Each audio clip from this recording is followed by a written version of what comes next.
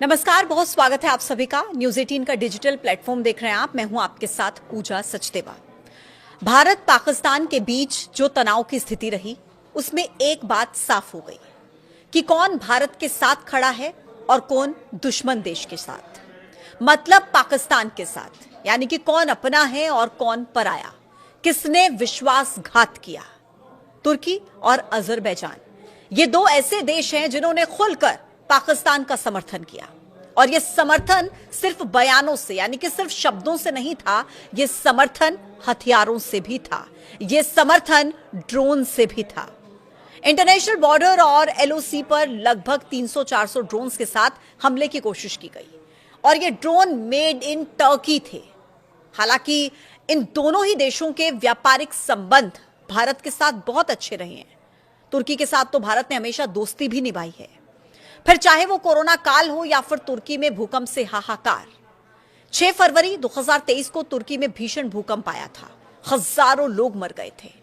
उस समय भारत ने तुरंत ऑपरेशन दोस्त शुरू किया, राहत सामग्री, मेडिकल सप्लाई और रेस्क्यू टीम भेजकर यह जताया कि इंसानियत सबसे ऊपर है। इसी तरह कोविड काल में भारत ने वैक्सीन की मदद हो या जरूरी दवाओं की मदद, वो की तुर्की के लिए। लेकिन तुर्की ने क्या किया? तुर्की ने दिया पाकिस्तान का साथ, यानी कि आतंकिस्तान का साथ, जिसके बाद अब भारत के लोगों में गुस्सा है। लोग टर्की और अजरबैजान का बायकॉट कर रहे हैं, जिसका खामियाजा तुर्की और अजरबैजान को भुगतना पड़ेगा। पिछले कुछ सालों में भारी संख्या में भारतीय पर्यटकों ने घूमने के लिए टर्की को चुना। साल 2023 में करीब 2,74,000 भारतीय नागरिक तुर्की गए थे। साल 2024 में तुर्की जाने वाले भारतीय पर्यटकों का यह आंकड़ा बढ़ गया और 3.5 लाख तक पहुंच गया, जिससे तुर्की को $291.6 मिलियन की आमदनी हुई, $291.6 मिलियन। अजरबैजान में साल 2023 में भारत से 1,17,302 से ज्यादा पर्यटक पहुंचे। साल 2022 से अगर इसका कंपैरिजन करें तो दोगुना था पर्यटकों का पहुंचने का सिलसिला। फिर साल 2024 में 2,43,000 भारतीयों ने इस देश का दौरा किया, इस देश में घूमने के लिए गए या अलग अलग पर्पज से वहां पर गए थे, जिससे इस देश को $308.6 मिलियन की आमदनी हुई, $308.6 मिलियन। लेकिन 2025 में तुर्की और अजरबैजान ने पाकिस्तान का समर्थन करके भारतीयों को अपने खिलाफ कर लिया है। भारत के नागरिकों में गुस्सा है और इसका सीधा असर दिखा है तुर्की और अजरबैजान जाने वाली फ्लाइट्स की बुकिंग में। लोग जमकर इन दोनों देशों की प्लान की गई अपनी यात्राओं को कैंसिल कर रहे हैं। ट्रैवल वेबसाइट मेक माई ट्रिप के हिसाब से इन दोनों ही देशों के लिए बुकिंग में करीब 60% की गिरावट आई है और कैंसिलेशंस भी बढ़ गए हैं।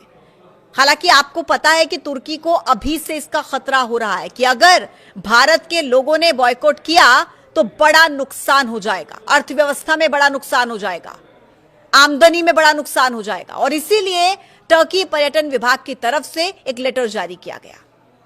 कहा कि भारत के पर्यटक जैसे पहले तुर्की आते थे अब भी वैसे ही आए, कुछ नहीं बदला है। हम आपके कंफर्ट का, आपकी सेफ्टी का पूरा ख्याल रखेंगे। लेकिन भारत के लोग कह रहे हैं नहीं, हम नहीं आएंगे। और सोशल मीडिया पर आप देखिए, boycott Turkey, boycott Azerbaijan, boycott Turkey and Azerbaijan, ये सब कुछ वहां पर आपको देखने को मिलेगा। ये एक आप देखिए अभियान सा चल रहा है।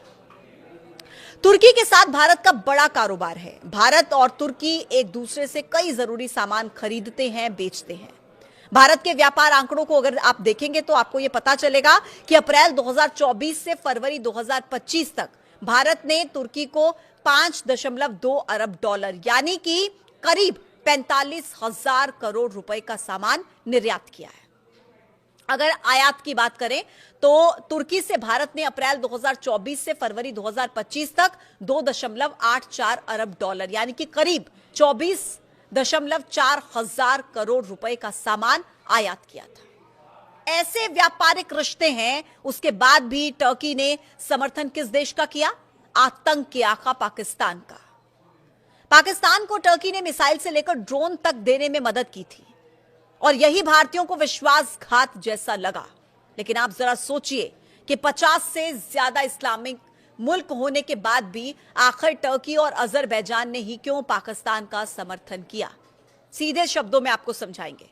तुर्की के राष्ट्रपति रेसिप तैयप एर्दोगन, जो लंबे वक्त से मॉडर्न खलीफा बनने की उनको धुन रही है, वो चाहते हैं कि ऑटोमन एम्पायर की तरह उनका देश एक बार फिर से इस्लामिक दुनिया का राजा बने। पाकिस्तान के साथ इस्लाम के आधार पर तुर्की की वैचारिक करीबी है। एर्दोगन अक्सर कश्मीर का मुद्दा उठाते हैं और इसे इस्लामिक मुद्दे के रूप में पेश करते हैं, यानी कि दुनिया को यह दिखाने की कोशिश है कि वो एक इस्लामिक देश पाकिस्तान के साथ खड़ा था। मतलब टर्की और अजरबैजान ने पाकिस्तान का समर्थन धर्म देखकर किया, मजहब देखकर किया। तो आप जरा सोचिए कि क्या हम हिंदुस्तानी मुल्क देखकर, देश देखकर उनका बहिष्कार नहीं कर सकते? अपने सैनिकों को देखकर कि कैसे उन्होंने हमारे लिए ऑपरेशन सिंदूर चलाया, कैसे उन्होंने अपनी जिंदगी को जोखिम में डालकर मुझे, आपको, हम सबको सुरक्षित रखा और रख रहे हैं, क्या हम इसलिए इनका बहिष्कार नहीं कर सकते? अभी आपको तय करना है कि आपको अपनी कमाई का हिस्सा इन्हें देना है या नहीं देना है, यह आपके ऊपर है।